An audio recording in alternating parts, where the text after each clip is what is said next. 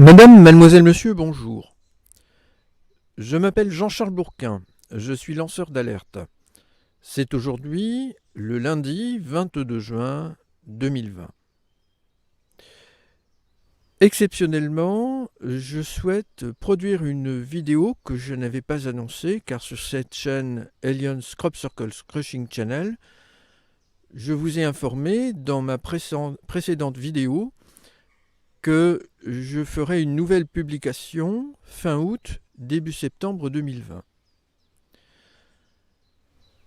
Cependant, je traverse une crise personnelle très importante suite à des réflexions profondes que je fais concernant certains aspects de mon activité de lanceur d'alerte depuis 12 ans maintenant, une activité qui a commencé fin 2017, début 2008.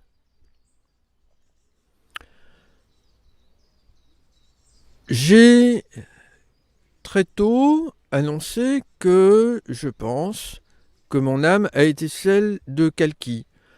Kalki est un avatar de Vishnu. Vishnu, qu'est-ce que c'est? Ce sont des êtres humains qui, selon des savants de la tradition védique, auraient une même âme. C'est pourquoi on les appelle Vishnu. Ils ont réalisé ou se sont illustrés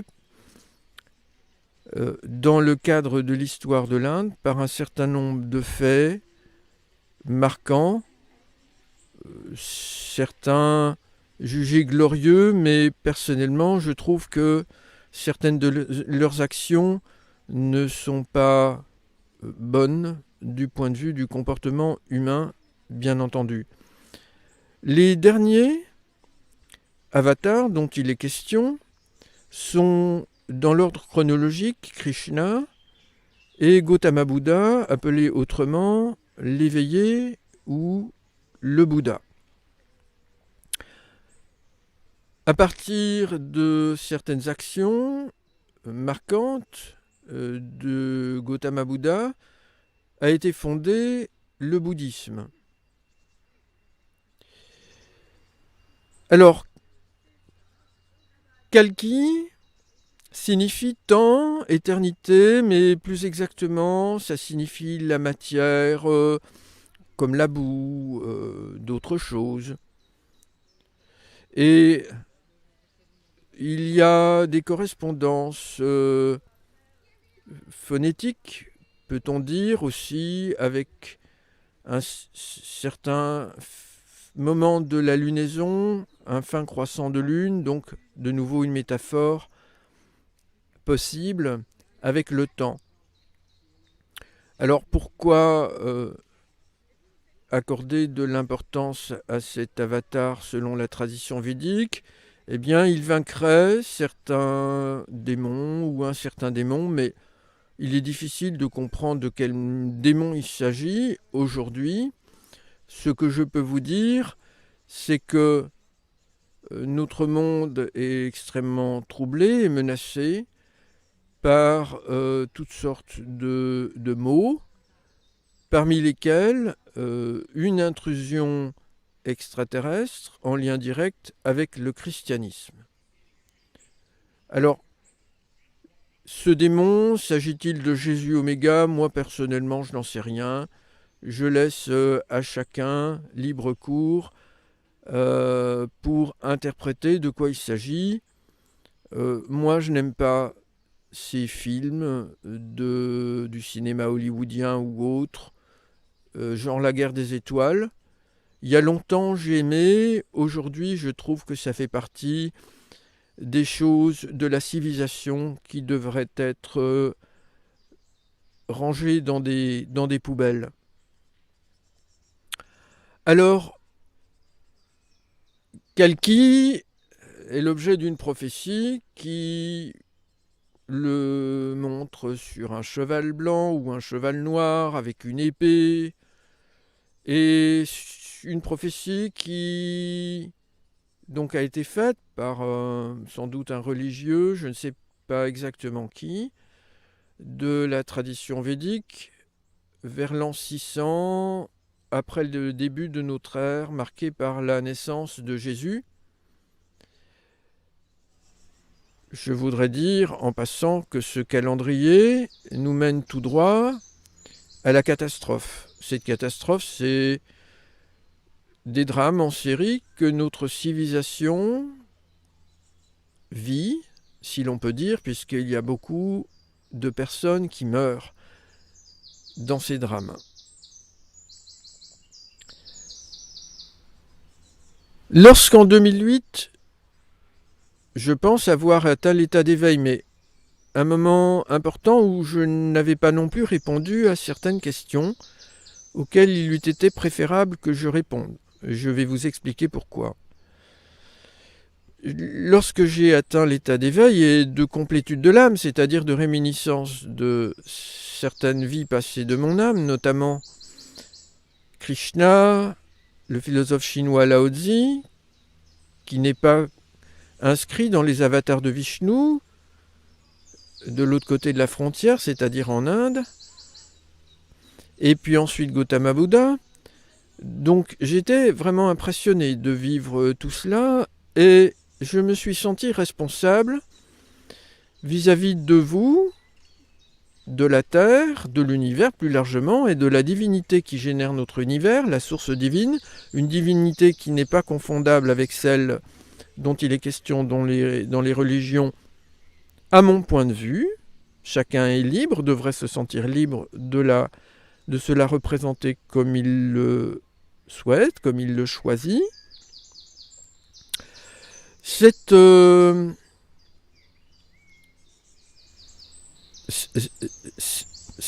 éveil, état de complétude de l'âme, je l'ai vécu, finalisé donc à un moment extrêmement grave de ma vie, puisque je prenais conscience que j'avais rendu des services à l'envahisseur extraterrestre pro-Jésus. Je pensais bien faire. Et j'affirme que j'ai été influencé par ces gens qui n'ont pas respecté ma liberté de conscience non plus, contrairement à ce qu'ils laissent entendre, et qui m'ont possédé. Mais bien entendu, c'est complexe parce que j'ai fait des choix et j'ai rompu avec ces choix-là et j'ai décidé de dénoncer ces entités. Et ce faisant, j'ai eu la possibilité d'entrer en communication par télépathie avec une entité qui se présente comme la source divine, en dehors de toutes ces religions, donc. Et elle m'a apporté un certain nombre d'éléments qui me permettent de penser que c'est peut-être elle. Ce faisant, j'ai compris que les entités dans l'astral, cette autre dimension de l'univers, la dimension psychique, qui est très méconnue de nos scientifiques, selon moi, mais auquel certains s'intéressent, en marge de la communauté scientifique. Des entités dans l'astral peuvent faire des choses très puissantes. Il y a actuellement des organismes privés qui étudient des phénomènes auxquels beaucoup de nos scientifiques refusent de s'intéresser, qui sont des phénomènes très impressionnants, et des phénomènes de communication télépathique. Et des preuves sont apportées de cela par certains de ces organismes, qu'il y a véritablement des phénomènes très difficiles à comprendre et qui semblent mettre en jeu le psychisme humain et parfois des interactions entre ce psychisme humain et la matière de l'univers.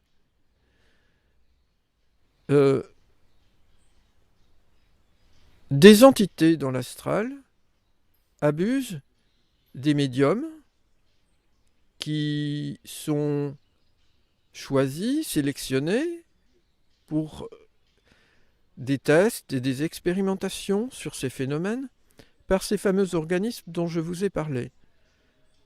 Et des responsables de ces organismes n'ont pas les connaissances philosophiques, spirituelles suffisamment étayantes, défensives, pour se rendre compte qu'ils ont affaire à des supercheries qui montrent certes les phénomènes qu'ils aiment étudier, mais dans le cadre de ces phénomènes, des impostures se produisent et des entités profitent de la situation pour faire passer des messages et faire de la mauvaise influence. Et comme cela peut s'exercer une emprise par ces entités sur un monde scientifique nouveau, en construction, qui fait des découvertes essentielles pour notre humanité.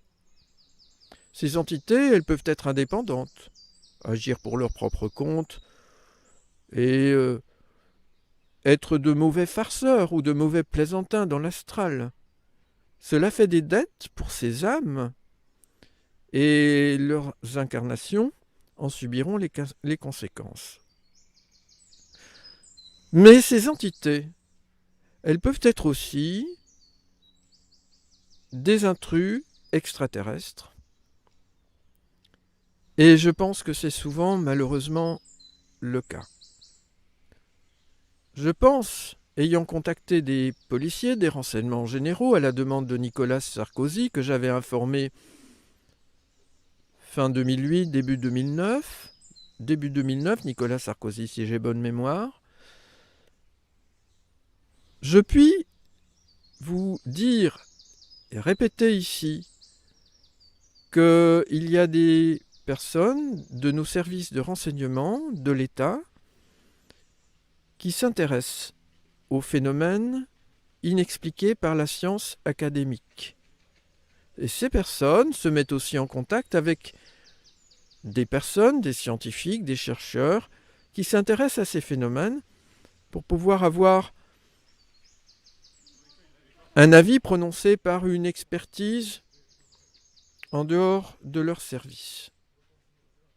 Là encore, je suis inquiet, car comme je vous l'ai expliqué, les experts eux-mêmes peuvent être insuffisamment préparés sur le plan psychospirituel ou philosophique et se faire manipuler.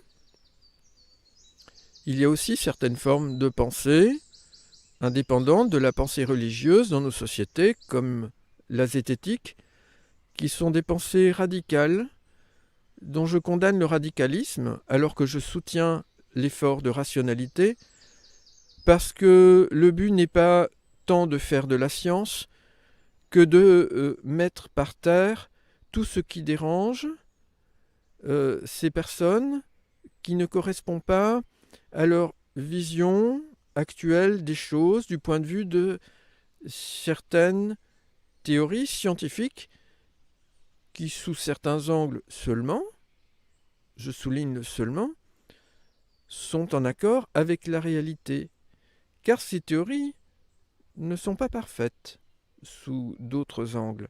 Mais ça ne doit pas être accepté dans le discours officiel de certaines personnes qui se réclament par exemple du mouvement de la zététique.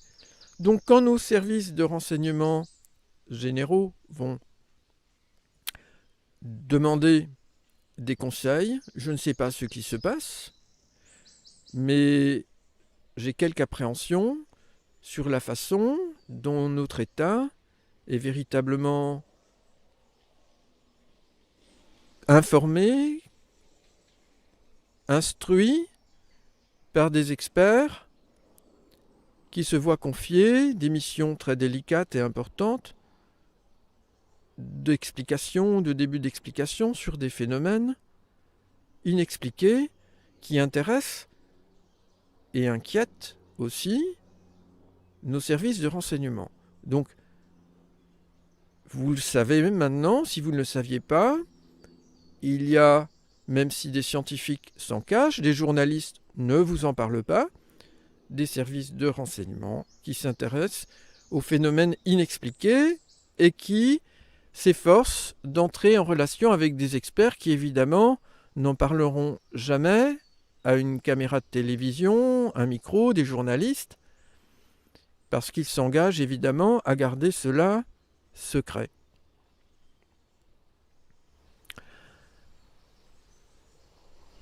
Les êtres extraterrestres les plus dangereux, qui se réclament de la prophétie apocalyptique à la fin de la Bible, l'Apocalypse de Jean,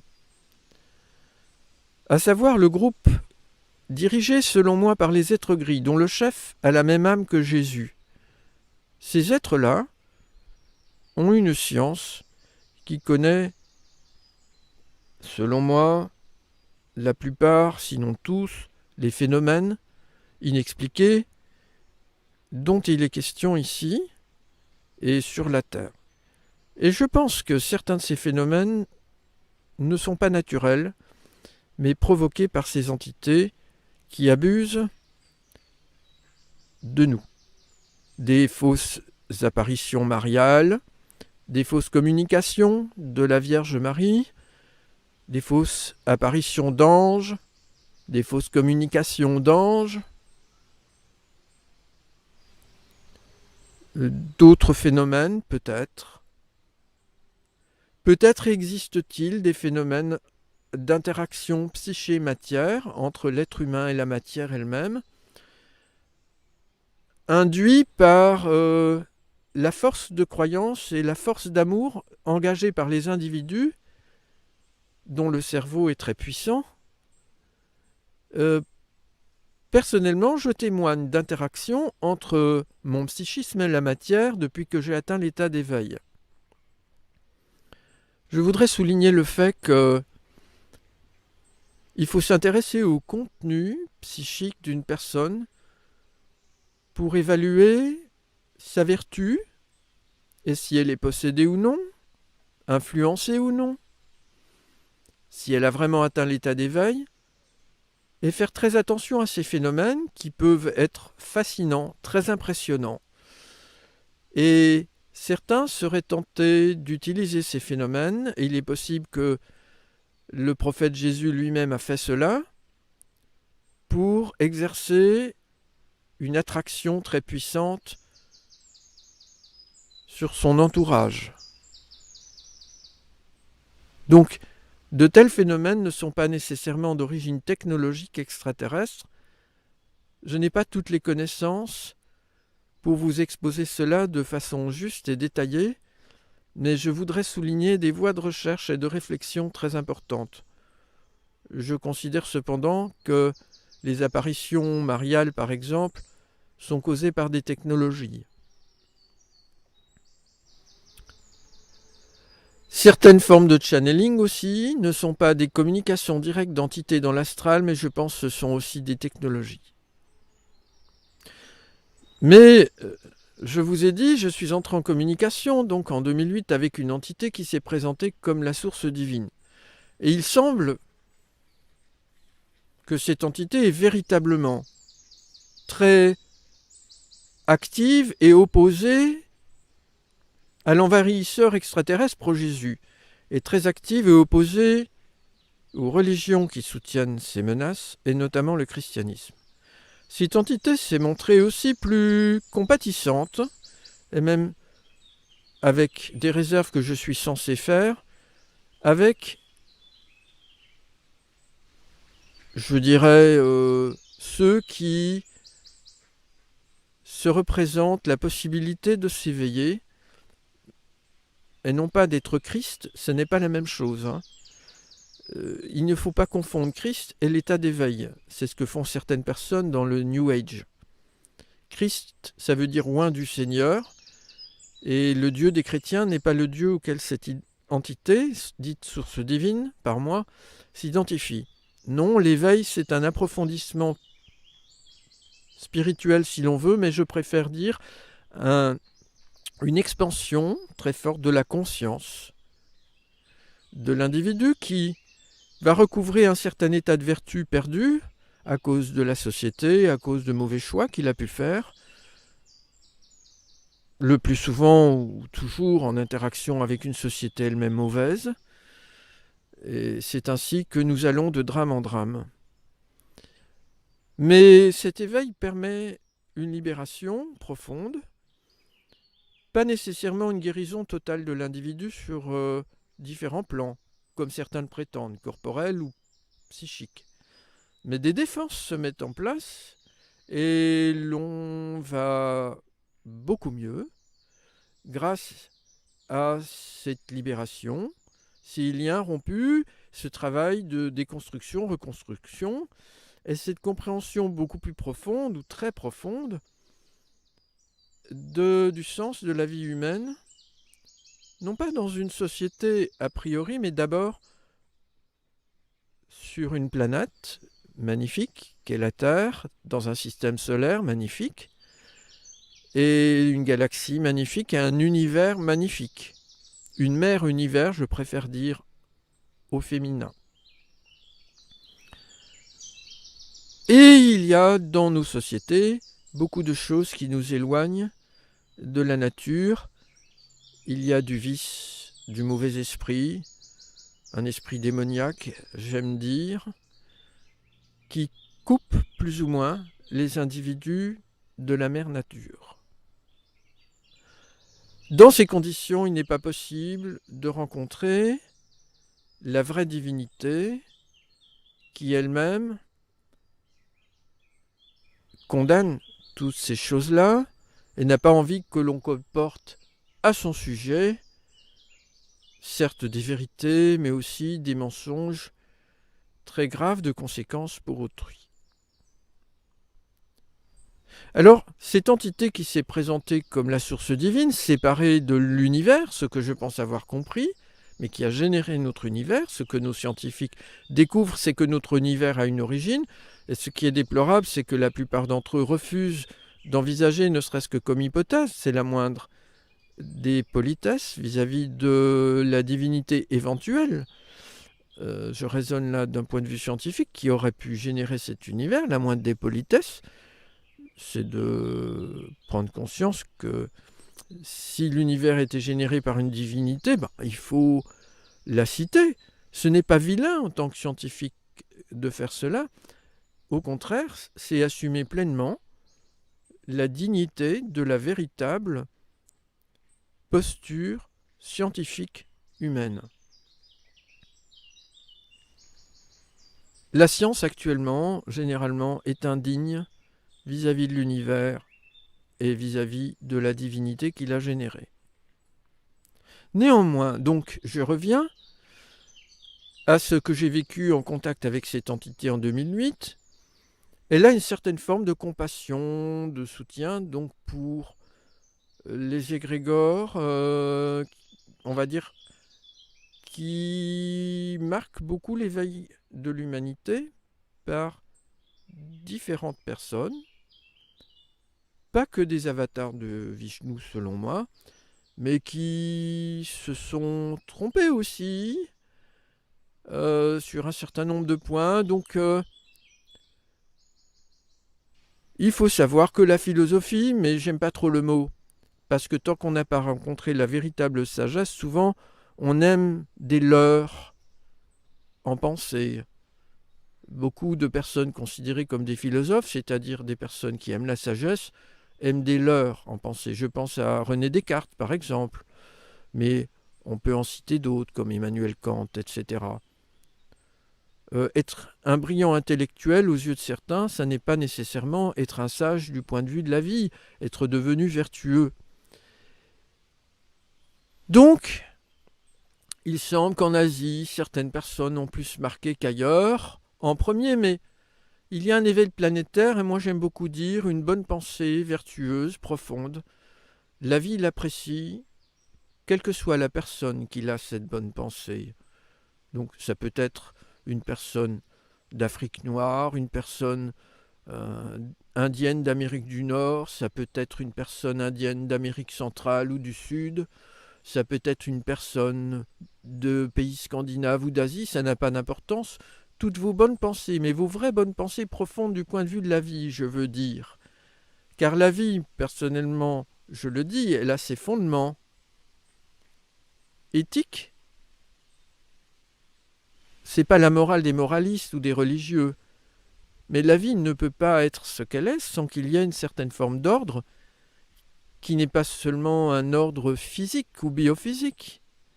Vous pensez bien que Cela en ferait un monde froid comme une machine, mais la vie n'est pas une machine.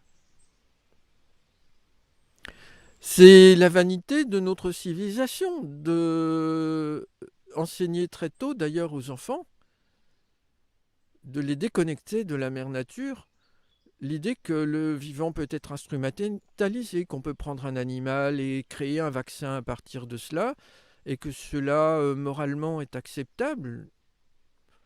On aurait le droit de faire toutes sortes de choses très dégoûtantes en réalité, si l'on développe le point de vue que la vie euh, n'a pas de fondement existentiel profond, que l'homme en a et qui peut inventer, construire, refaire le monde à son image culturelle, je veux dire, et non pas profonde, comme il le veut, et que cela est sans conséquence, le pense-t-il, c'est absolument faux. Et c'est cette rupture avec l'extérieur qui amène l'homme dit civilisé, qui ne vaut pas grand-chose pour le moment du point de vue de la vie selon moi, à croire qu'il n'y a pas de conséquences à l'extérieur de lui de causer du mal sans arrêt. Quand on atteint l'état d'éveil et de vertu, on voit l'unité des choses et on comprend que une mauvaise action entraîne des réactions autour de soi. La nature se défend et la divinité l'a voulu ainsi. Je dirais plus exactement que ce sont peut-être les lois fondamentales qui réagissent comme ça, mais ça peut être très dur. Je pense que l'épidémie de Covid-19 actuellement en est un excellent exemple. Je rappelle que si ce virus a été transmis sur le marché de Wuhan, en Chine, à des êtres humains, par d'innocentes chauves-souris ou d'innocents pangolins, c'est juste. La nature a une très longue vue. Elle sait voir des potentialités de réalisation humaine démoniaque qui malheureusement se réaliseront à 100%. C'est-à-dire que la nature sait voir des choses qui vont peut-être arriver ou qui n'arriveront peut-être pas. Mais elle sait voir aussi des choses qui arriveront à 100%. Et quand la nature se sent menacée, comme cela, elle anticipe. Et si vous ne voulez pas entendre la nature de son côté doux, parce qu'elle instruit aussi, elle vous informe, elle parle à votre inconscient, et si vous êtes ouvert, attentif, vous avez une ouverture affective, de l'information peut parvenir à votre conscience et vous pouvez modifier votre comportement. Et progressivement, vous recentrez sur votre être profond et être de plus en plus en accord avec les fondements de la nature. Donc je pense que le Covid-19, c'est quelque chose que la nature avait peut-être anticipé depuis longtemps et qui nous frappe là maintenant parce qu'il y a un énorme danger et je pense que cet énorme danger, c'est d'abord, mais pas seulement, mais d'abord la finalisation de l'invasion extraterrestre apocalyptique pro-Jésus. Vous savez, ces chauves-souris, j'ai entendu une fois, faudrait le vérifier cette information, mais sur ce marché de Wuhan, ça me peine, ça me donne envie de vomir. Elles étaient attachées ensemble. Et vendues vivantes, je présume, avant d'être tuées par leurs acheteurs pour être mangées. Cette cruauté est impardonnable vis-à-vis des animaux. Alors, je pense qu'il y a aussi un message pour nous, parce que ces êtres gris dont je vous parle, ce sont des êtres haineux qui n'hésitent pas à tenter de me dissocier dans mon sommeil, de me menacer de mort. ce sont des êtres qui ont des moyens d'influence psychique redoutables. Ils essayent de rassembler ceux qui les soutiennent, ceux qui soutiennent leur plan. Ils veulent instaurer une théocratie mondiale. Ils essaient de séparer ceux qui les gênent. C'est ce qu'ils font avec moi vis-à-vis de vous, vis-à-vis de l'État, vis-à-vis des religieux, etc. Mais tant que je suis là pour vous l'expliquer, je veux bien vous l'expliquer. Mais votre passivité, à vous, madame, mademoiselle, monsieur, qui m'écoutez face à tout cela, il y a un moment où elle peut être considérée par la nature comme coopérante. Parce que ne pas agir quand on est informé de tels mots, c'est comme quand on voyait le nazisme venir, mais qu'on ne voulait pas agir suffisamment, c'est coupable. C'est mon point de vue en tous les cas, mais je pense que mon point de vue est assez proche de la nature. Et si nous en sommes là avec tous nos drames, c'est parce qu'il y a trop de personnes qui jouissent de certains bonheurs offerts par la civilisation, mais qui prennent leur source dans la terre nourricière, mais qui ne veulent pas ensuite porter secours à cette terre qui les nourrit, et qui les choye dans un certain sens. Et cela, c'est profondément injuste pour la nature, de se voir envahie parce que il y aurait la possibilité que beaucoup de personnes agissent, mais elles refusent de le faire. C'est pas des héros ou des guides qu'il vous faut, et c'est une des raisons pour lesquelles je refuse d'endosser l'étiquette de Kalki que j'ai choisie pour une part, mais que l'on a voulu que je porte aussi. Et cette entité qui se présente comme la source divine a fait en sorte que je vois ça d'un œil bienveillant, parce qu'il est en jeu des rapports d'égrégores, de groupes de croyances, même si certaines croyances en Inde sont très mauvaises. Je n'aime pas beaucoup l'Inde, j'aime beaucoup des Indiens où j'apprécie leur sympathie, leur chaleur, certaines choses de leur musique, des actions qu'ils font pour la nature, etc., pour l'environnement. Mais il y a des bonnes personnes partout. Pourquoi s'attacher particulièrement à ce pays ? Les réminiscences de l'âme, pour moi, ne suffisent pas. Un service que j'aurais pu rendre en 2005 ou 2006, j'ai vécu un phénomène très important, ne suffit pas pour expliquer ça. Je pense que ce comportement de cette entité, en soutien à ce que je pense être des égrégores à travers moi, en direction de l'Asie, c'est parce qu'il y a un groupe extraterrestre avec lequel j'ai été invité à communiquer ou encouragé à communiquer par cette entité en 2008, qui est opposé de longue date, très longue date, à l'envahisseur pro-Jésus, et qui exerce, je n'en doute pas, une fonction protectrice vis-à-vis des excès de cet envahisseur. Ce groupe extraterrestre a témoigné, semble-t-il, en utilisant des clés, les 214 clés, idéogrammes de kanji, qui servent à classifier les idéogrammes dans la langue japonaise, ou les 214 radicaux de Kangxi, qui servent à classifier les idéogrammes dans la langue chinoise. Pourquoi ont-ils utilisé ces clés dans des crop circles et témoigné avant même que je découvre les crop circles, longtemps avant, au début des années 2000? Pourquoi ont-ils fait cela? Parce qu'ils m'ont vu, ici, à Lille, me transformer psychiquement, et ils ont pensé que j'étais en bonne voie d'éveil et que la fameuse prophétie était en train de se réaliser, que je m'ouvrais à mon âme. À une date anniversaire, je crois mes 30 ans, j'avais acheté un beau livre sur la Chine ancienne.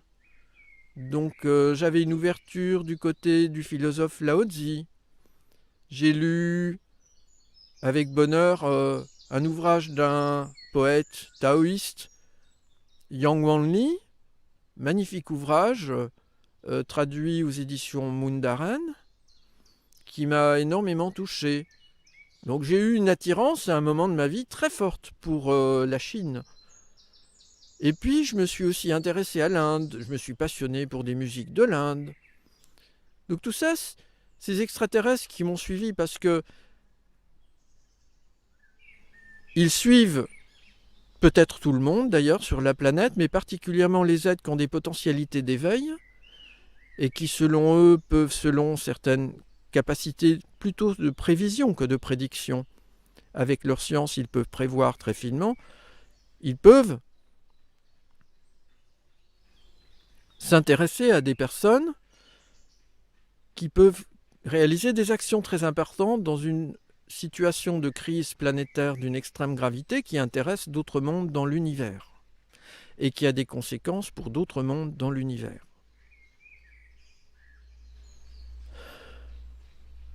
Alors, ils ont fait un crop circle notamment à Millkill qui reprend ces clés. Je l'ai donné traduit à des policiers des renseignements généraux que j'ai rencontrés à la demande de Nicolas Sarkozy le 8 septembre 2010 dans un café, le Café de Paris à Lille.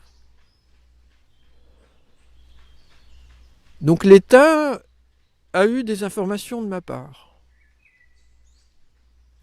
Et ces extraterrestres savaient que très probablement je communiquerais avec eux, qu'il y avait une très forte potentialité de cela. Mais pourquoi ces clés? J'ai longtemps réfléchi. Après mon baccalauréat, en 1983, j'ai fait des études de biologie, physique, mathématiques, sciences générales. On appelait ça le DOG à l'époque, le DOG A, à l'université Louis Pasteur de Strasbourg. Et comme je vous l'ai dit, j'avais des ouvertures de l'âme, donc il se trouve que j'ai eu envie d'apprendre le japonais. Et ça m'a beaucoup amusé, j'aime beaucoup cette langue. J'ai découvert qu'il y avait ce tableau de clés à la fin. Et ces extraterrestres, je vous l'explique, selon moi, m'espionnaient depuis la naissance. Ils savent reconnaître les âmes des êtres humains et ils m'ont tous suivi. Et je pense même que des drames familiaux que j'ai pu vivre sont en rapport très fort avec ces conflits extraterrestres, les enjeux qui en découlent pour notre humanité, et que je m'interroge, je ne vais pas les accuser, sur des mauvaises influences directes exercées par les êtres gris sur moi-même pendant ma petite enfance ou mon enfance, ma jeunesse, et sur des membres de ma famille ou de mon entourage scolaire pour créer du conflit et pour m'attirer également vers eux. Je ne veux pas détailler cela, j'en parlerai peut-être un jour à une autre occasion, mais ça comporte des aspects de mon intimité que je ne souhaite pas dire ici. Alors,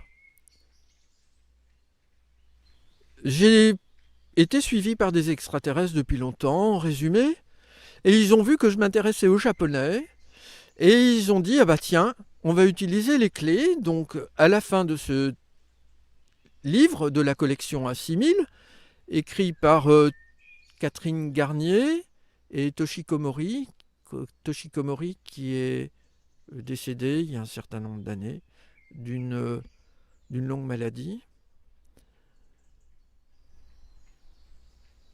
Et donc ces clés, ils ont pensé les utiliser comme preuve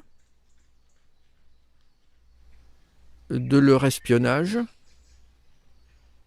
de ma personne. Comment ai-je appris que ces clés sont utilisées dans des crop circles? En 2007, année qui a suivi une expérience extrêmement forte pour moi, j'avais réalisé un crop circle alors que j'étais en pré-éveil, je dirais très avancé, pour rendre hommage à la source divine. Et ce crop circle, euh, enfin, pardon, je viens de faire un lapsus. J'avais réalisé un dessin en 2006 en hommage à la source divine. Et ce dessin, euh, il a été repris dans des crop circles plusieurs fois. Ça, c'est dans les archives de Crop Circle Connector, notamment. Et mon dessin a été publié, il est dans les archives, mais il faut payer pour les consulter, les archives de ces années-là, malheureusement. Alors, ils ont le droit de gagner de l'argent aussi, hein. Et je n'ai pas de copie du dessin, donc je ne peux pas vous le montrer. Il faudrait que je paye, j'ai pas envie de payer pour le moment. Mais c'est là, c'est archivé, et j'avais fait une prière avec ce dessin devant moi, parce que j'avais appris d'autre part dans des ouvrages de channeling, soi-disant d'extraterrestres, que des extraterrestres font des crop circles. J'ai trouvé ça bizarre. Je dis, est-ce qu'il y a vraiment des crop circles faits par des extraterrestres, ou des êtres de lumière, ou un conseil de Sirius dans une autre dimension? Que sais-je? J'étais très troublé. Parce que la science ne m'a pas parlé de cela. Et soudainement, je découvrais tout un monde d'hypothèses et de phénomènes nouveaux qui m'a complètement choqué dans le cadre de mon éveil spirituel. Alors, j'ai cherché des réponses dans des livres, au Furet du Nord, ici à Lille. Il y a un rayon consacré au channeling, et là j'ai découvert qu'il y a des personnes qui se présentent comme des extraterrestres, qui communiquent avec des médiums, et des extraterrestres qui se présentent comme bienveillants. Il y a aussi des sortes d'archanges, etc. Donc bon, j'ai fait une prière chez moi avec ce dessin en hommage à la source divine, et puis quelques temps après, j'ai été stupéfait de voir des crop circles qui ressemblent à mon dessin. Ça, c'était en 2006. J'en ai parlé à ma famille, j'étais complètement bouleversé. Et je dois vous dire que j'avais hâte, en 2007, de recommencer. Alors ça s'est passé. Et des communications se sont produites entre des entités invisibles et moi, avec des messages que j'ai déposés sur Internet, rendus publics pour témoigner de ces communications, les rendre plus visibles et apporter des preuves. Donc des preuves, il y en a, contrairement à ce que disent des gens comme Arnaud Thierry. Donc je n'accepterai jamais que l'on nie tout cela sans argumentation scientifique après avoir examiné tout ce matériel dont je témoigne. Ce matériel, il est là pour le moment, je ne pense pas qu'il a disparu. Et donc, en 2007, j'ai assisté à une réunion d'Umberto Molinaro, un spécialiste des crop circles, que je trouvais sympathique, intéressant. Ce que je pense, mais seulement en partie maintenant, parce que je suis en conflit avec cette personne également. Et Umberto Molinaro a bien vu, oui, il y a vraiment des crop circles d'origine mystérieuse. Je pense maintenant qu'il ne cache pas que c'est d'origine extraterrestre, mais à l'époque, il se posait encore, je crois, la question. Et donc, j'ai, à la fin de cette réunion, fait connaissance, c'était à Bailleul, dans un local prêté par la commune, si j'ai bonne mémoire. J'ai fait connaissance d'un jeune homme très sympathique, s'appelant Dimitri, qui est venu me voir, si j'ai bonne mémoire.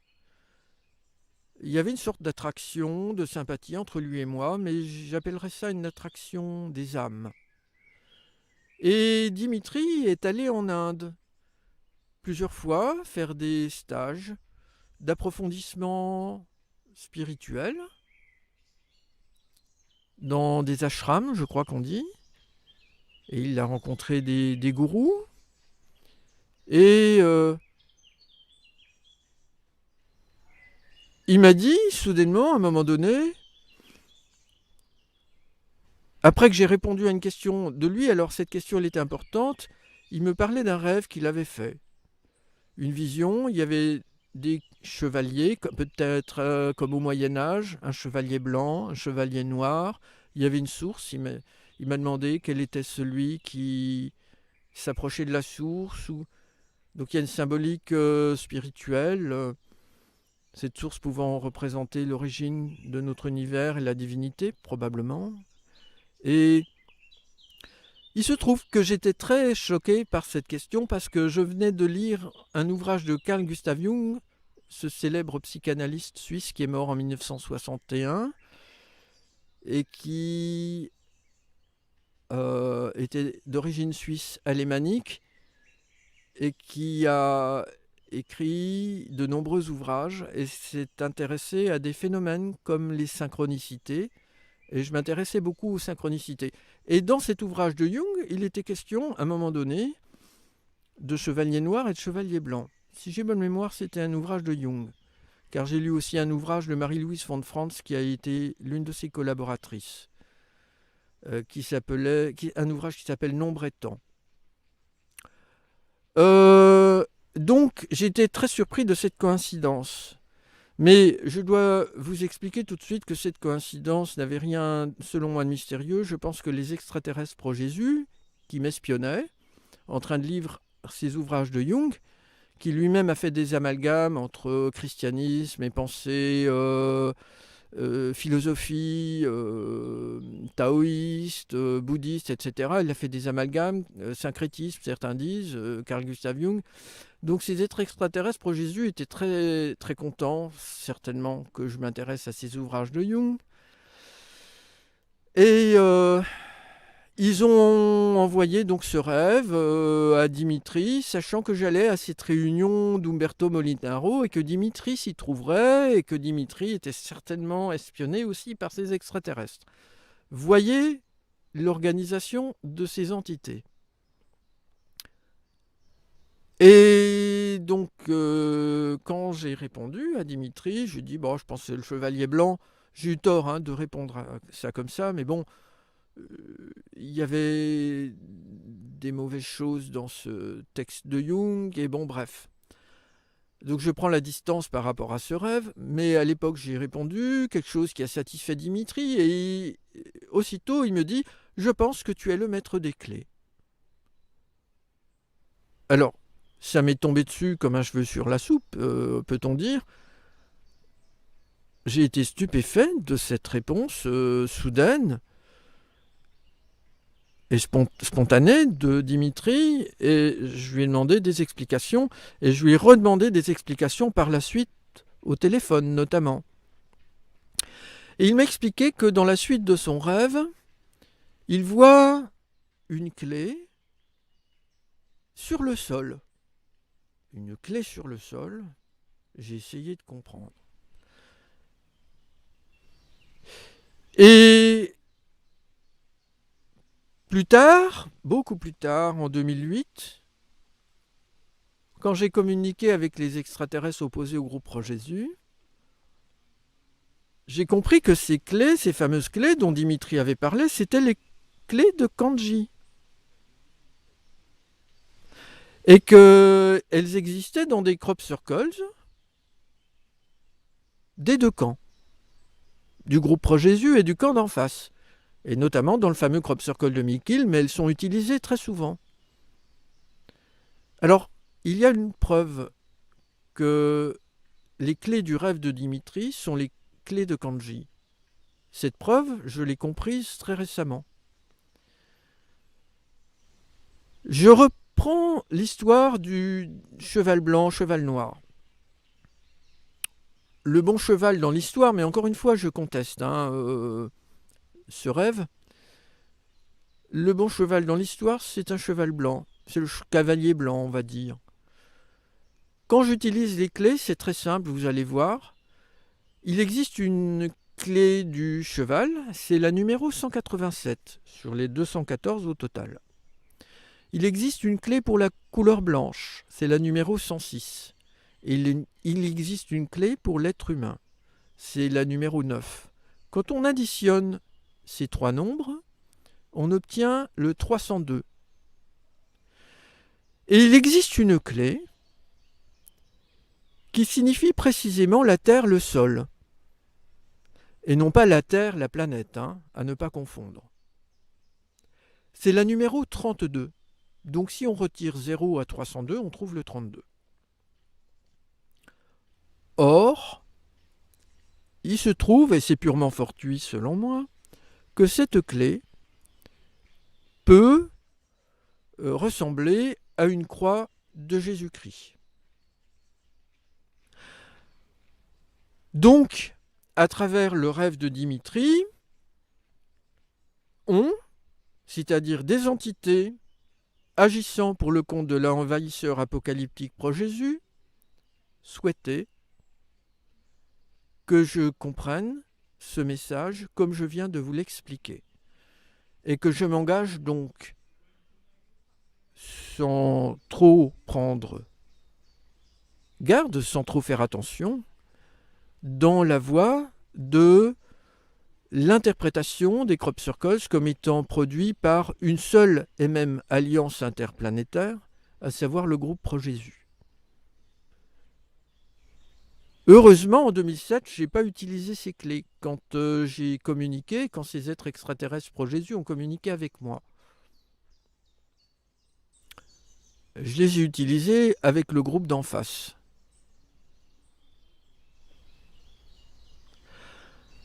Alors maintenant, je dois vous dire que j'ai fait des réflexions concernant la prophétie de Kalki.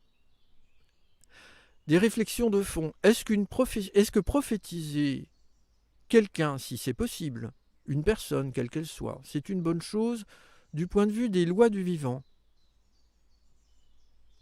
Qu'est-ce que ça signifie? C'est-à-dire que vous allez rapporter par écrit, parce que sinon ça n'a pas tellement d'importance. Enfin, il peut y avoir aussi une transmission orale, mais vous allez dire que vous voyez dans le futur, si c'est possible, je pense que c'est possible, qu'une personne va exister et qu'elle va réaliser certaines actions.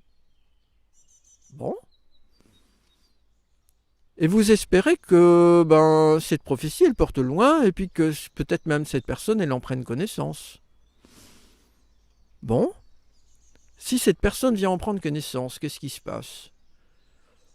Éventuellement, elle s'identifie, si elle est vraiment la bonne personne à la prophétie. Et elle se sent soudainement coller une étiquette et une certaine forme d'importance, on va dire, sinon de pouvoir, mais d'importance. Mettons là certains mauvais désirs de côté, encore qu'un certain pouvoir au sens humain du terme de la gestion des affaires, je veux dire, ça peut s'entendre. Mais cette prophétie, c'est quand même votre destin dans un sens, que certains vous mettent par écrit, mais est-ce que vous êtes d'accord avec cela? D'abord que quelqu'un d'autre, dans le passé, s'occupe de votre destin. Et vous le dise, votre destin. Vous n'êtes pas obligé d'être d'accord avec cela. La vie d'une personne, elle est faite de choix, et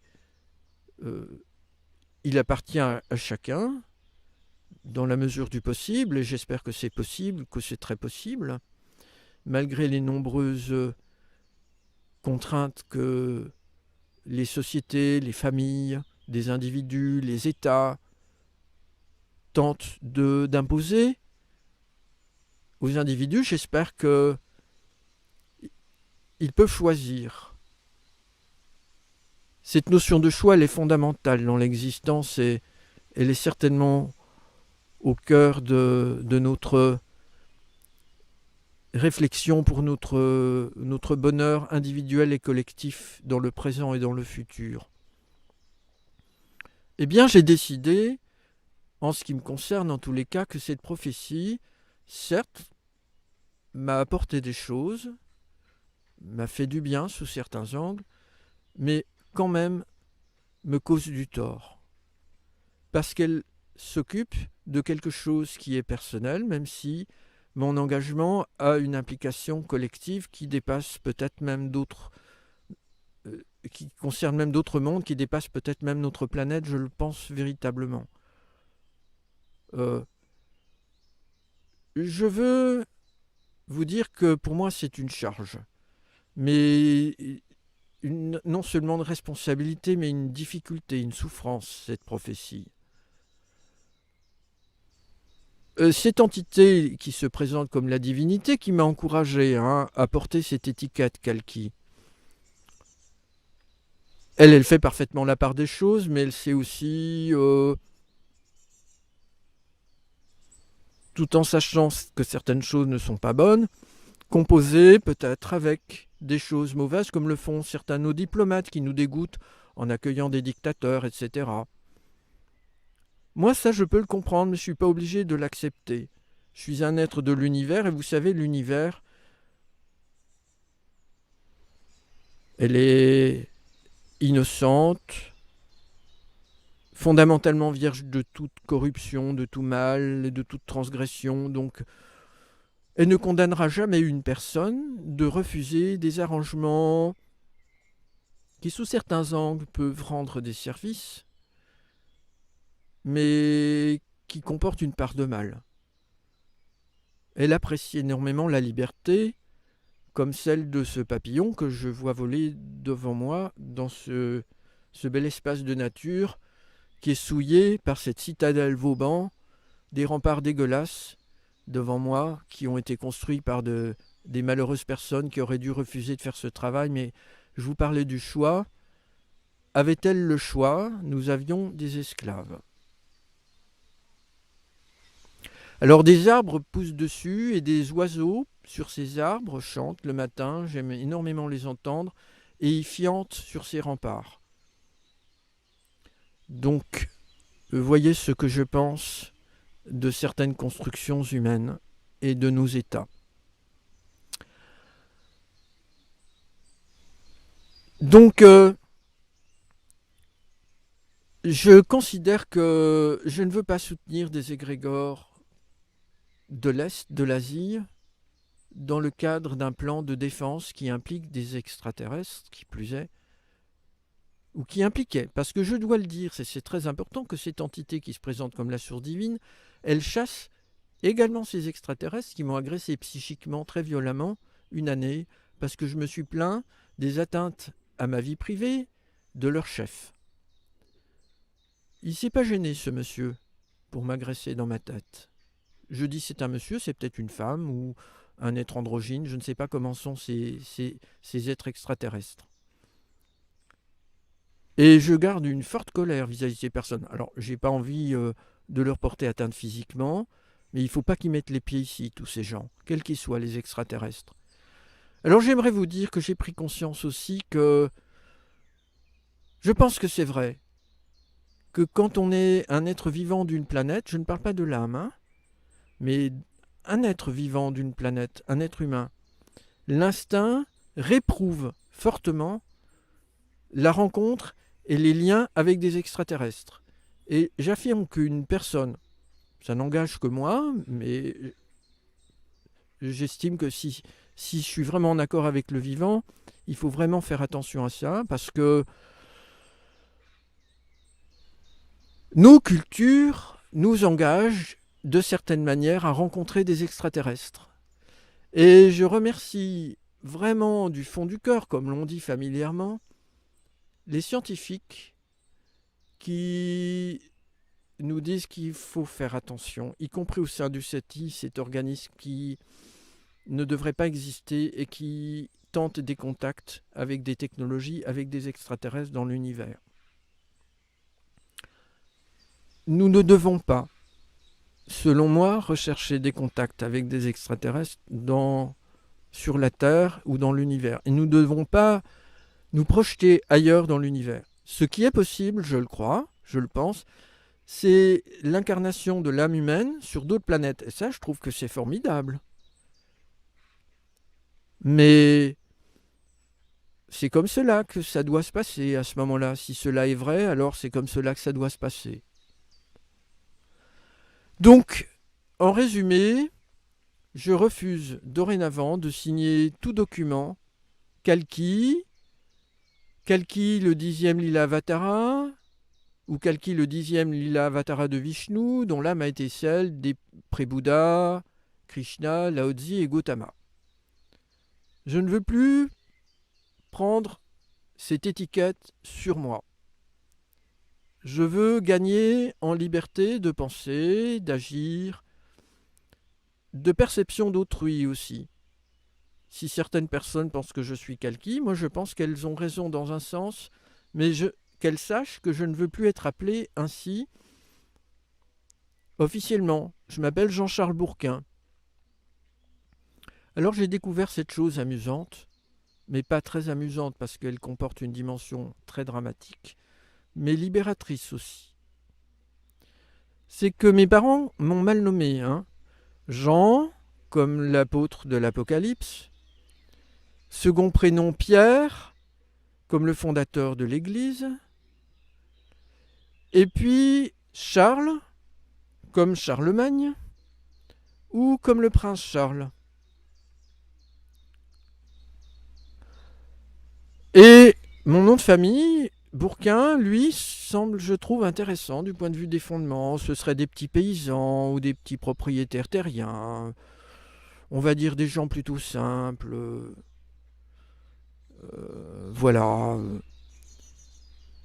Et quand on prononce les noms à la suite Jean-Charles Bourquin-Pierre, on entend Jean, on peut entendre l'Apocalypse, Charles, comme le prince Charles, LES-B, comme Élisabeth, la reine Élisabeth, la mère du prince Charles, OUR, Or, Our, notre, QIN, Queen, notre reine. Et puis ça se termine avec Pierre, donc fondateur de l'Église. Je rappelle que la reine Élisabeth II est chef de l'Église chrétienne anglicane au Royaume-Uni. Et donc elle a une fonction religieuse extrêmement importante.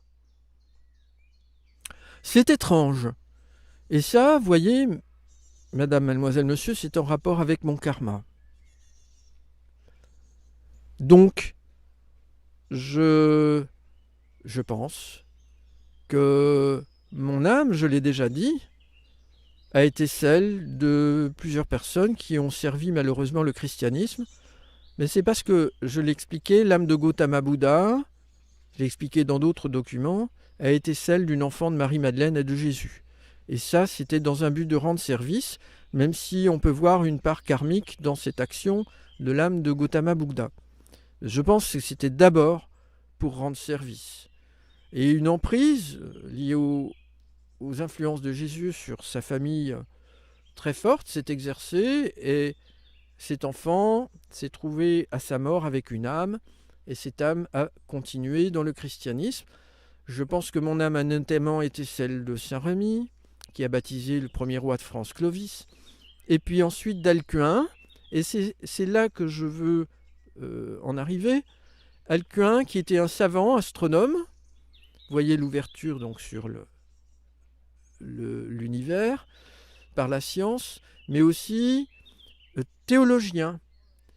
Et il était né à York, au Royaume-Uni.